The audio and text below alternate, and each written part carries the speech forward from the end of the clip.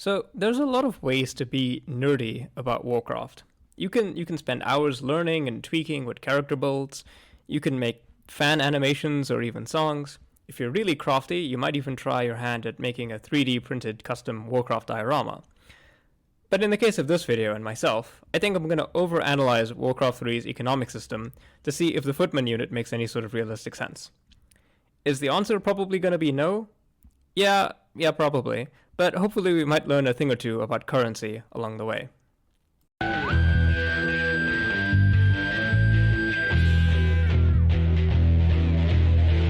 Baby, don't you know it? I'm hardly heroic. Baby, let's roll it, 'cause I'm hardly heroic.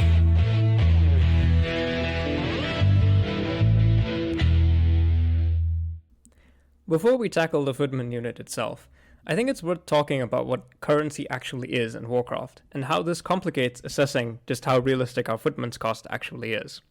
Despite a lot of attention paid to its intricate story and world building, World of Warcraft establishes that there are only really 3 currencies in the world: copper, silver, and gold coins. I know that seems strange. There's dozens, if not hundreds, of potential factions and groups in Warcraft's history, and in practice, all of them make use of a simple 3-tiered currency system. Each currency can be traded down to the lesser currency in some rate, but generally everybody talks about Warcraft's currency as a matter of gold. What's funnier is that in Warcraft 3, both sides make use of the same gold coins as one of their primary resources. Of course, the other is lumber.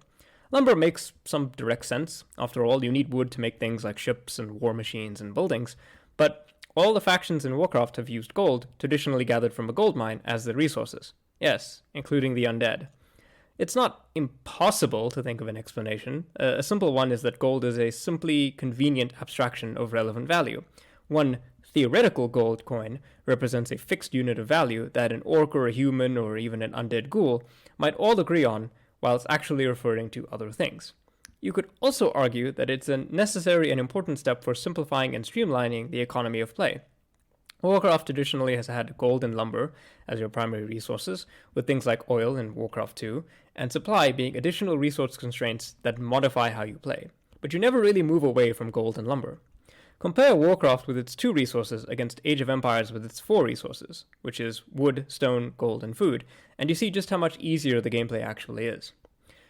The reason I bring all of this up is because I want to talk about value in Warcraft, specifically Warcraft 3. Just how sensible or realistic is the cost of a Footman? And in order to understand that cost, I actually have to talk about exactly what a single gold coin might buy you. I'm not talking, of course, necessarily about WoW, not only because I don't play it, but also because value in that game is a lot more fast and loose, because Blizzard needs it to be. Warcraft 3 is also a better starting point because the costs of the units don't dramatically rise between levels. Blizzard price volatility is something that's so common that it's actually studied in academia. In Warcraft 3, a Footman costs 135 gold at the start of the game, and they cost 135 gold at the end. That's great because it means that any points that I make are applicable to the Footman at sort of any point in the series. So of course, why am I talking about the Footman? Firstly, I think the Footman is a great entry point into actually understanding what it is that you can get for your money in Warcraft. None of us are undead ghouls brought back to life or immortal elves from some primordial mythic past. But we're all people, and I imagine that you could, in theory, give us all swords and have us fight for Lordaeron.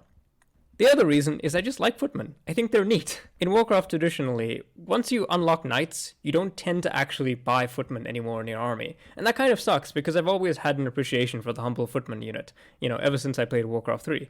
And I think that it's probably worth to talk about them as an interesting exercise, and maybe give them a bit more credit than they're actually due.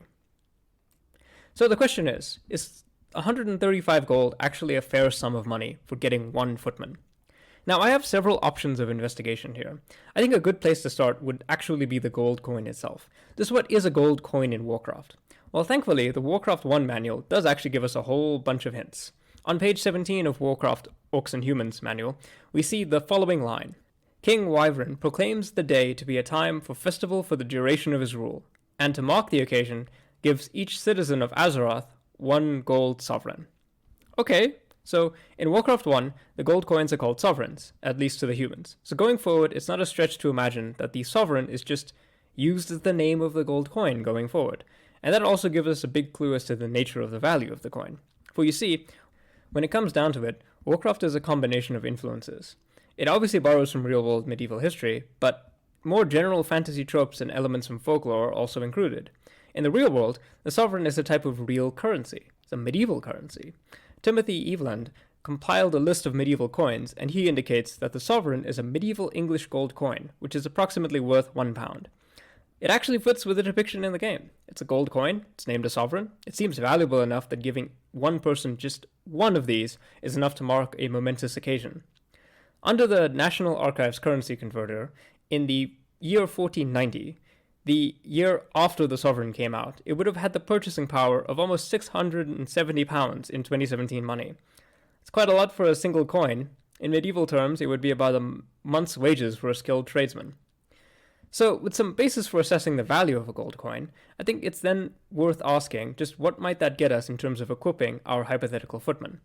Ostensibly all human, the humble footman has been the backbone of human armies since the Warcraft 1 days, and their armaments haven't really changed all that much.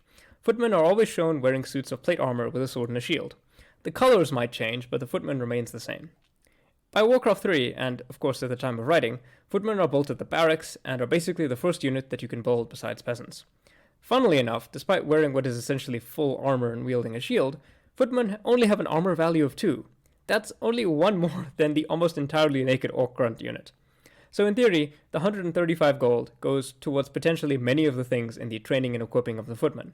Obviously, the cost of the armor and the weapons should factor in. Footmen are not normally nobles. They're raised by the kingdom and they get their arms, I think, for the most part provided to them. Some might have their own stuff, but I think that seems to be more of a rarity. Maybe you get to keep your gear when you leave. I'm not really sure about that. Another big cost factor might be training. I'm just going to say that I don't think footmen are receiving a lot of training. I mean, they leave themselves totally open when they're striking with a sword, instead of, protecting themselves with a shield at the same time.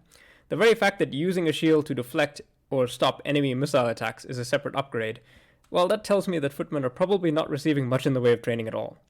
So I'd say that training costs are maybe fairly minimal. Just about any adult male could be drafted into as a footman. Whether or not they survive is their problem. In any army, salaries are of course another big part of expenses. Do the footmen get a wage for their service? Wowpedia says, and I quote, "Many strong-hearted citizens of Azeroth have volunteered to defend their lands as footmen. Does this imply that footmen aren't paid at all for their services? Well, maybe you could say that for the knights, who might have a feudal obligation to serve the king, but I'm not sure. So maybe they're also not going to get a decent wage either. Things are not really looking good for our humble footmen.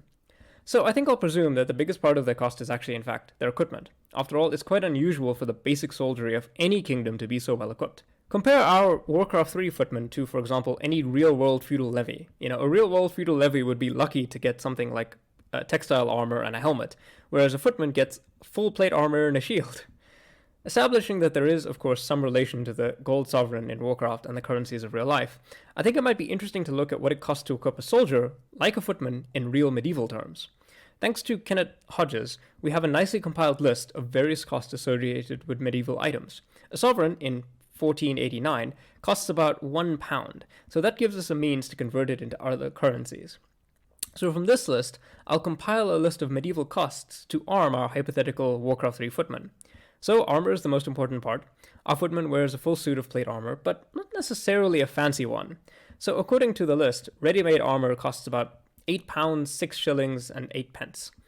This sort of armor would be made in bulk, as far as possible, and fairly unadorned and unpolished. The kind of thing that you'd buy for a footman or a squire. A shield is listed as about 30 shillings, a cheap peasant sword is about 6 pence. So I'll just convert everything into shillings, and we get about 200 or so shillings. So this, of course, does not include things like clothing costs or any maintenance costs. Presumably, that might be taken care of the state, and maybe that's done in a general-purpose blacksmith, or, of course, the recruits have to provide their own clothing. Also, we do have wages on this list, and an infantry soldier is given about 8 pence a day, so definitely the armor is the largest part of the expense for the footman. In doing a bit of currency conversion, again using 2017 numbers, the total cost of the footman's gear would be worth almost 6,700 modern British pounds. In medieval terms, the equivalent of about 7 horses or 26 cows. I cannot state just how enormous of an expense that is for just a footman who will die in like 5 seconds because the enemy hero focused him down. Now, obviously, we don't know what the actual value of a Warcraft 3 gold coin is. I've made a guess here. It's entirely possible that the Footman's cost might be factoring in other things as well, or ignoring some things entirely. But I think it's interesting that the Alliance pays so much for their most disposable soldier, excluding the militia. There is one other method that I can think of. As stated previously, there is quite a lot of academic interest in the value of digital currencies that have been spawned out of World of Warcraft. One academic paper that I found by Jens Holm and Erkki Makainen calculated some values for just how much gold 1 USD managed to buy you across the various servers. So just looking at a basic estimate, it seems that pre-inflation, 1 USD got you anywhere between 2.5 to 10,000 gold coins, depending on your server. For our purpose, I'll assume that 1 USD gets you about 5,000 gold. So that obviously means that a mere 135 gold wouldn't be worth even a single dollar.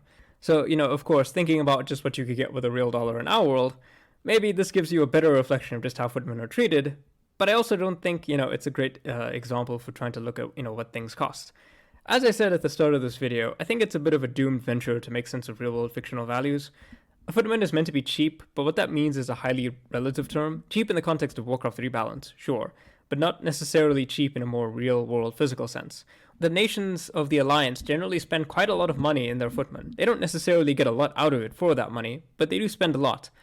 Almost in a way similar to the large level of equipment that you might see in Gondorian armies. Like in Warcraft 3, the basic Gondorian soldier apparently is armed in a suit of plate armor, which is not necessarily that protective, but still, they're trying. I think that's fascinating. I definitely enjoyed puzzling this one out, and I hope you enjoyed it too. It's a bit of a strange video. I swear I'm working on a Tilea video, but every time I sit down I get distracted by something else. Regardless, I hope that it was an interesting video and that you will like and subscribe to the channel. We're steadily chipping away towards 1K. Thank you again for everybody who supports the channel. That means a lot, really. Until next video, take care.